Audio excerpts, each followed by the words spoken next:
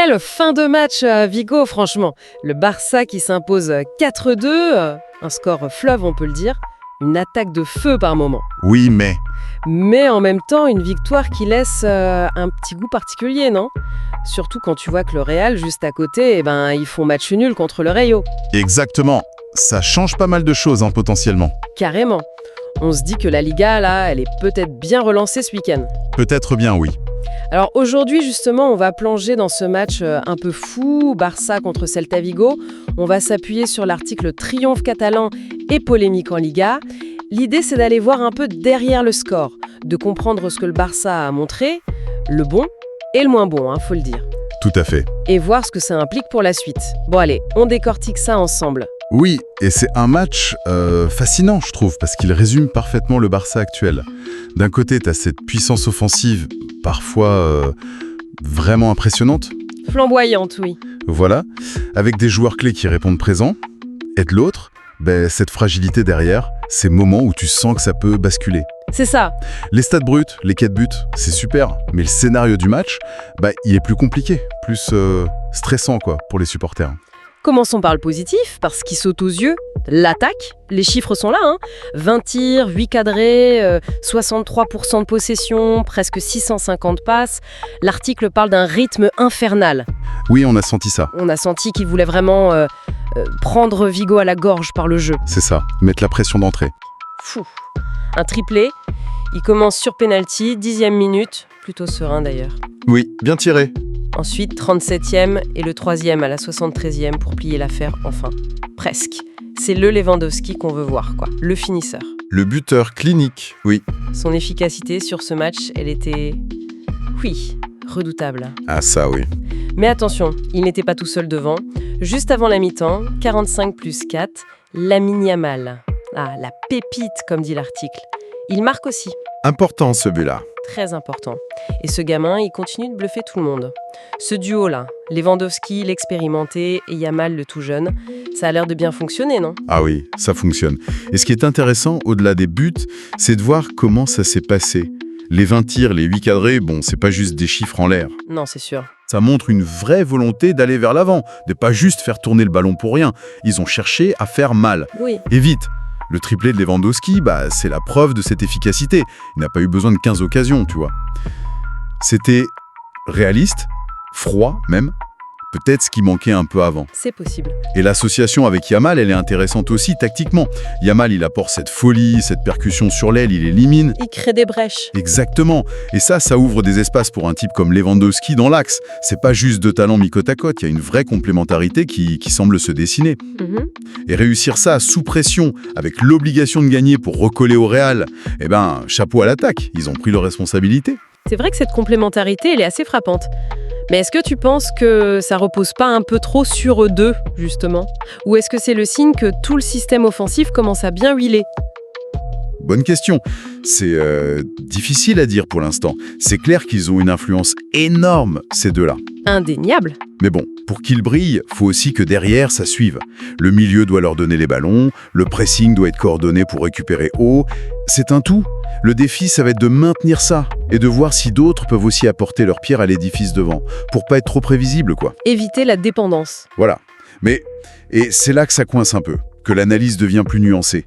Parce que cette belle machine offensive, elle a quand même montré des failles derrière, des vraies lacunes défensives. Ah oui. Et ça pose la question centrale, celle que l'article soulève. Est-ce que cette équipe peut vraiment jouer le titre en étant aussi fragile derrière? Parce que les signaux d'alerte, ils sont là, sur ce match. Les 2 buts encaissés. Exactement. Barcelone prend 2 buts. Et regarde quand ils arrivent. Le premier, c'est à la 11e minute, juste après le but de Lewandowski. 1 minute après, oui. 1 minute. Ça te refroidit direct. Ça montre une difficulté à gérer les temps forts, à tuer le match quand tu viens de marquer. Le Celta égalise, sur quasiment leur première occasion. C'est un scénario qu'on a déjà vu, ça. Malheureusement, oui. Et le deuxième but encaissé, il est peut-être encore plus significatif. 43e minute, juste avant la pause. Vigo revient à 2-2, alors que Yamal venait de redonner l'avantage. Terrible, ça, psychologiquement. Ah oui, rentrer au vestiaire comme ça, après avoir mené 2 fois, c'est dur. Et ces buts, c'est pas juste anecdotique. Ils ont empêché le Barça de se mettre à l'abri, ils ont gardé Vigo dans le match. Ils montrent une fébrilité, un manque de concentration, des erreurs de placement peut-être. Des erreurs qui coûtent cher. Qui coûtent cher, oui.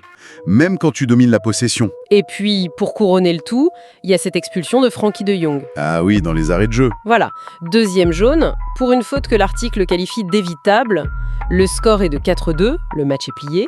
Franchement, oui. C'est pas juste une ombre sur la victoire, comme le dit la source. C'est peut-être un symptôme, De la frustration, un manque de maîtrise. de lucidité. Peu importe la raison, ça pénalise l'équipe pour la suite et ça laisse une impression de tension, de manque de sérénité, même en gagnant. C'est exactement ça qui est frustrant. Tu sors de ce match, t'as des sentiments contradictoires. D'un côté, tu vibres avec les buts, avec Lewandowski qui retrouve son instinct, Yamal qui confirme, tu te dis « Ah, voilà le Barça ». L'émotion, oui. Et de l'autre, t'as cette petite voix qui te rappelle les 2 buts encaissés un peu trop facilement. Et cette expulsion un peu bête, faut le dire, à la fin. Complètement. Comment c'est possible d'avoir 63% de possession, de maîtriser le ballon et en même temps de donner cette impression que tu peux prendre un but n'importe quand sur une contre-attaque ou une erreur. C'est déroutant. C'est le paradoxe de ce Barça. Et cette fébrilité défensive, justement, elle prend une toute autre importance quand on regarde le classement.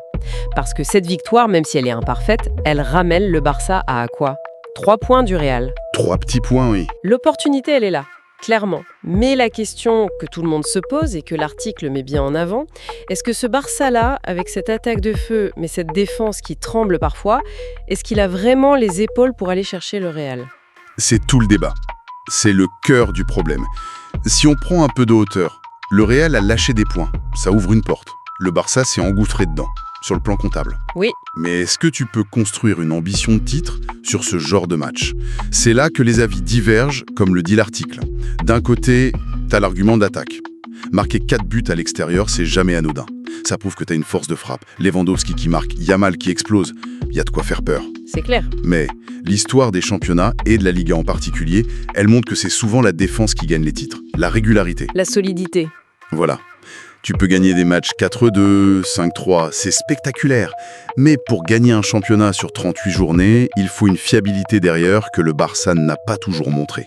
Chaque but encaissé comme à Vigo, chaque expulsion évitable comme celle de Jong, ça peut coûter très très cher à la fin.